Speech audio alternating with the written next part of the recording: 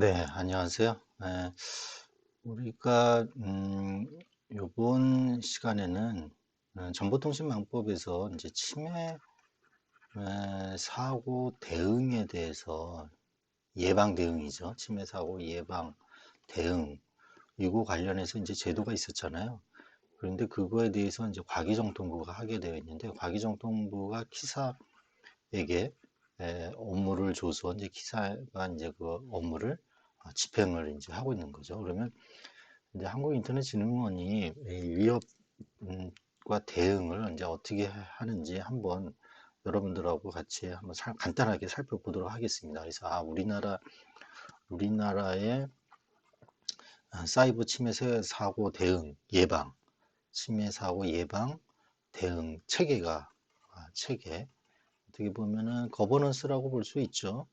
예, 이게 어떻게 되어 있는지 한번 간략하게 한번 보겠습니다. 그래서 우리나라가 이렇게 좀 하고 있구나 라는 거를 여러분들이 보시면 도움이 될 것 같아서 이걸 준비를 했습니다. 목차는 이렇고요. 네. 자, 우선 말이죠. 이 키사라는 그 조직이 2009년 7월에 이게 이제 설립이 됐어요. 2007월에. 그래서 이제 업무가 사이버 보안 요 업무가 있고 침해 사고 대응, 그다음에 개인정보 보호가 있고 인터넷 진흥이 있고 이제 국제 협력이 있고 이거는 정보 보호에 관련된 이제 국제 협력이 되겠죠. 우리가 관심 있는 거는 바로 이제 요 부분입니다.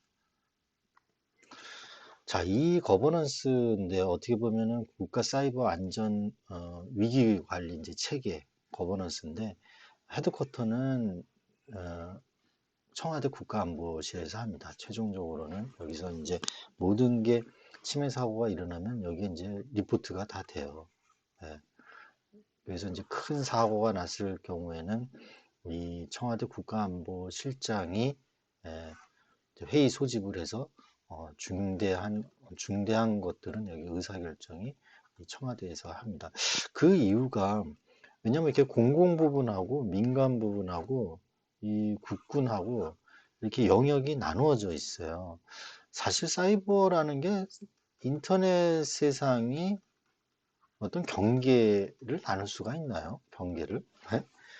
경계가 나누기가 참 어렵죠. 이제 그럼에도 불구하고 음, 아무래도 이 국군 관련되는 그 기관들은 그 민간에 있는 이제 키사라는 그 직원들이 이 국군의 어떤 시설을 사고가 났을 경우에 이 시설에 대한 자료를 요청을 하고 분석을 하려면 자료 요청도 하고 이제 출입을 해야 되잖아요. 근데 여기는 이제 기밀 지역이니까 아무래도 이제 민간에게 주기는 어렵다. 뭐 이렇게 판단을 했겠죠. 그래서 여기는 국가사이버사령부에서 이제 담당을 하게 되고 공공기관은 이 국정원에서 직접 모니터링을 합니다. 국가사이버안전센터에서. 그래서 어떻게 보면은 이런 리전이 이렇게 경계를 약간 좀 나눠놨다. 하지만 인터넷 세상이 경계가 이게 애매하기 때문에 최종적으로 서로 정보도 공유하고 협력을 이제 합니다. 민간은 가계정통부가 하게 되어 있는데 이거를 이제 키사라는 조직에 이제 위임을 해서 이제 하는 거죠. 자, 그러면 키사라는 조직에 이 사이버 침해 대응본부가 있어요. 이제 키스크라고 하는데 하여튼 뭐 조직은 이렇게 되어 있고요. 뭐 여기 이 조직을 보면은 여기 조직에서 어떠한 업무를 하는지를 이제 알 수가 있습니다. 여기 보면 침해 대응을 하고 있고 침해가 사이버 침해가 일어났을 때 사고에 대한 분석. 그 법률에 망법에 보면은 대응하게 돼 있고 사고 분석하게 돼 있고 그러잖아요. 그 다음에 전파하게 돼 있어요. 그죠? 어떤 위험이라든지 경계를 어떻게 해야 되는지 이런 걸 전파하게 돼 있어요. 그래서 이런 정보공유 협력센터가 이제 있고 인프라 보호단이 있습니다. 자, 이 키스크가 이게 2003년 그 125 침해 사고, 125 뭐 인터넷 대란이라고도 얘기하죠. 이 사고가 나면서 그 전에는 2001년 요 전에도 정보보호센터, 정보보호진흥원들이 있었어요. 근데 요때 2003년 125 대란이 이제 생긴 거죠. 요 생기고 나서 조직이 이제 늘어납니다. 뭐든지 이게 뭐 우리 지금 코로나 바이러스 때문에 그 질병청인가요? 네, 이게 뭐 청으로 이제 승격되고 그러잖아요. 이것도 마찬가지입니다. 사고가 나면은 그때서야 이 조직을 보강을 하고 또 예산도 늘리고 이제 이런 일이 이제 벌어지는 거죠. 어쨌거나 2009년에 이 세계 기관이 통합이 돼서 이름이 바뀝니다. 기관이 이제 통합이 돼요. 3개 공공기관 그 통합에 의해서 3개 기관이 통합이 돼서 이름이 바뀌고 하여튼 그 전에도 정보보호진흥원이 있어서 이제 일을 해왔다. 하여튼 이제 계속 이런 이제 3사 디도스, 320, 625 사이버 테러, 뭐 한수원 해킹 이런 사고가 있을 때마다 이 조직은 확대가 돼요. 그리고 이제 예산을 투입해서 뭐 능동적 디도스 대응, 디도스 사이버 대피소 이런 것들이 이제 업무가 더 방어 또는 예방하기 위한 어떤 대응 시스템들이 이제 더 확대가 이제 됩니다. 자, 우리가 관심 있는 거는 제가 얘기하고 싶은 거는 바로 이거예요. 공공 부분은 국가정보원이 하고 있다. 민간 부분은 과기정통부 기사가 하고 있다. 그런 걸 좀 여러분들이 아시면 좋겠고요. 거의 이제 민간 영역이 거의 뭐 90%라고 봐야 되는 거죠. 그죠? 그 다음에 이제 금융 관련해서가 이게 문제인데, 금융은 또 금융보안원이 있잖아요. 그래서 일단 금융 쪽에 어떤 사고가 나면은 금융보안원이 1차적으로 이제 커버가 들어가고 여기서 좀 어려우면은 이제 키스크하고 이제 협업을 이제 하게 됩니다. 또 국방은 또 여기 국군 사이버 사령부에서 어, 대응을 이제 하고 있다라는 거를 여러분들이 아시면 좋을 것 같아요. 그래서 최종적으로는 어떻게 해요? 이 국가안보실에서 헤드쿼터 역할을 한다라고 보시면 되고요. 키스크의 주요 활동은 보면은 예방관리, 예방관리가 사고 나기 전에 예방관리하는 게 가장 중요하죠. 그래서 이상징후 모니터링을 하고 위기 경보 발령을 하고 주요 기반시설 보호대책 점검하죠. 주요 정보통신 기반시설의 보호대책을 합니다. 여러분들이 이제 법, 제도, 내용을 알기 때문에 이거를 왜 하는지를 이제 여러분들이 조금씩 이제 인식하게 되는 거죠. 탐지하고 분석 공유하고 대응 복귀하고 이제 국제 협력을 하게 됩니다. 이 서트라는 게 있어서 이제 국제 협력을 하는 거죠. 자, 그래서 이제 보안 각각에 대해서 어떤 업무를 하는지 가볍게 보면은요. 이상징후 상시 모니터 관제 역할을 하는 거예요. 우리나라 전체 민간 영역의 인터넷에 대해서 트래픽 분석을 하는 거죠. 트래픽 양하고 그다음에 이상 트래픽 약성 코드 출현 탐지 모니터링을 해서 민간 분야 사이버 위기 경보 발령을 합니다. 그래서 여기서 심각, 경계, 주의, 관심, 정상. 그죠? 심각은 국가 전체 인터넷 통신 마비예요. 그래서 이 단계를 올리는 거는요, 과기정통부에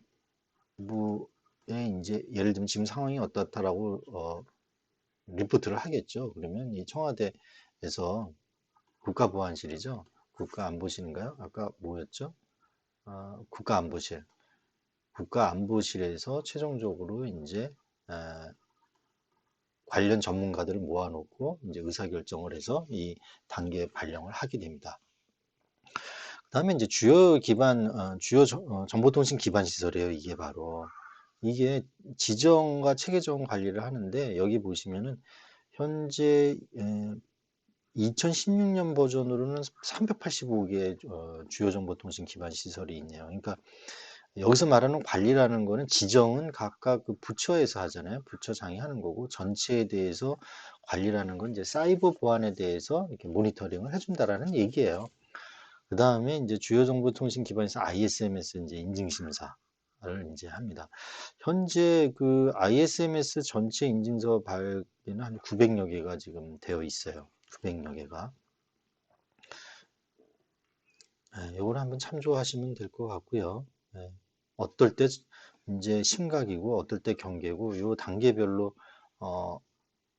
요렇게 이제 기준이 있어야 되니까 요 기준을 이제 만들어 놓은 겁니다.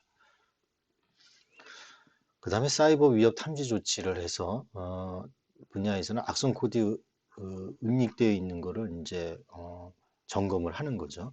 그 다음에 디도스 공격 모니터링 하는 거고, 이게 바로 ISP의 연동 구간, IX, 인터넷 익스체인지 내 유해 트래픽 모니터링을 해요. 그러니까 탭 장비를 붙여놓고 그 트래픽을 이제 받는 거죠. 그죠? 그래서 여기 보면은 11개 ISP사에 총 28개 디도스 대응 설치 운영을 지금 하고 있습니다. 이거는 2016년 그 이 버전이니까 지금은 2021년도 뭐 이런 버전에서는 더 많이 증설을 해놨겠죠.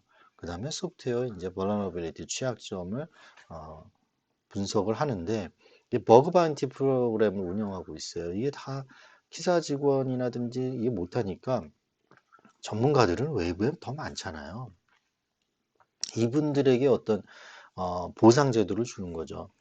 취약점 신고 접수 평가를 해갖고 어, 취약, 취약점 제보자에게 어떤 이제 보상을 주는 그 버그 바운티 프로그램을 운영을 하고 있습니다. 그 다음에 악성 코드 분석, 사고 조사를 해야 되니까 분석을 하고 사고 조사를 하는 그런 지원 업무가 있고, 시타스라고 그래가지고 이거는 사이버 스레드 뭐 어널리시스 쉐어링 시스템이에요. 이게 진짜 정보 공유가 중요한 거니까 이런 이제 공유 여기에 이제 각종 정보를 DB에다가 놓고 이거를 132개 기관에다가 이거를 쉐어할 수 있게 이제 해놓은 거죠. 그 다음에 이제 사이버 치료계는 이제 이런 좀비 PC, 예, 이 좀비 팝업 창을 통해서 악성 코드 감염 사실을 및 전용 백신을 통한 치료 안내를 지금 이제 해주고 있습니다.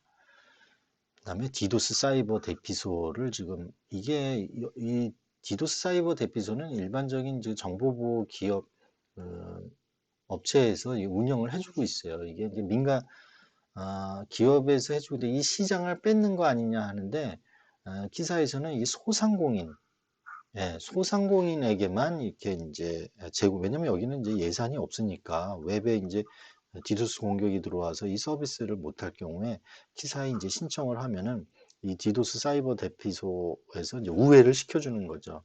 그래서 정상적인 서비스가 되도록 해주는 겁니다. 네. 그다음에 뭐 국제협력, 이 서트를 이용을 해서 뭐 국제협력을 이제 하고 있습니다. 이거는 뭐 그냥 이런 게 있구나라고 이제 보시면 됩니다. 자, 이게 이제 2016년 버전이니까 뭐 지금은 좀 바뀌었을지도 모르죠. 이게 디스플레이 스크린이에요. 이렇게 이제 관제실에 이제 가보면은 앞에 이런 이제 모니터링을 하고 있습니다. 이 모니터링을 누가 개발했겠어요? 이 모니터링 시스템을 정보보안 그 기업에서 이제 용역을 줘서 개발을 한 겁니다. 기사에서 자체적으로 이걸 개발 못하죠. 네, 이게 이제 부분적인 여기 이제 모니터링 체계가 이게 잘 보면은 업무가 뭘 하고 있는지를 알고 있는 거죠. 그러니까 이 관제하는 업무도 이게 어떤 전문성이 있어야 돼요. 그죠? 전문성이 필요로 합니다. 여기 보면 주요 사업자 유선 트래픽 소통량 현황, 주요 사업자 무선 트래픽 소통량 현황. 이게 이제 트래픽이 평상시에는 이렇게 했다가 튈 경우가 있거든요. 그러면 이게 왜 튀는지를 분석을 해줘야 되거든요. 그 다음에 주요 홈페이지 서비스, 이 주요 홈페이지를 전부 스캐닝을 해서 여기 이제 악성 코드가 이제 있는지 없는지를 전부 점검을 합니다. 전체 1056개네요. 그죠? 그 다음에 정보 공공기관이 202개. 그 다음에 연동 구간 디도스 공격 탐지 현황, 악성 코드 수집 현황, 상한 전파문, 주요 이벤트. 이런 식으로 여기 디도스 사이버 대피소, 그죠? 서버 기반 한인에서는 이제 해커들이 이 네트워크에 해킹을 하라고 유인하는 거죠. 예, 유인하는 그런 네트워크입니다. 그 다음에 시타스 있고 홈페이지 접속 상태. 주요 홈페이지는 이게 접속이 제대로 되고 있는지 없는지를 실제 뭐 접속을 해보는 거죠. 예, 그래서 응답 리스판스 타임을 보고 이게 제대로 돼 있구나 안 돼 있구나라고 이게 접속이 이제 느리면은 여기 뭐 빨간불로 들어오겠죠. 그러면 왜 그런지 이제 원인 분석을 하게 되고 그 기관에 알려주고 뭐 디도스 공격을 받는지 안 받는지 이런 이제 모니터링 체계가 이제 있는 거죠. 그리고 여기 DNS 서비스 상태 중요하죠. DNS 서비스 상태 제대로 동작하고 있는지 이렇게 이제 관제 업무를 하고 있어요. 그러니까 이거는 이제 국가 전체 차원에서의 어떤 관제고, 이제 공공기관들은 또 자기 네트워크에 대해서 이런 또 관제들이 있잖아요. 그러면 이걸 모니터링 하려면은 이거는 이제 뭡니까? 관제하는 그 업체를 지정을 해놨잖아요. 여기에 이제 용역을 해서 거기만 이제 들어올 수 있게 이제 법 제도적으로 이제 만들어 놨습니다. 그 기억나시죠? 네, 수고하셨습니다. 참고가 됐으면 좋겠네요.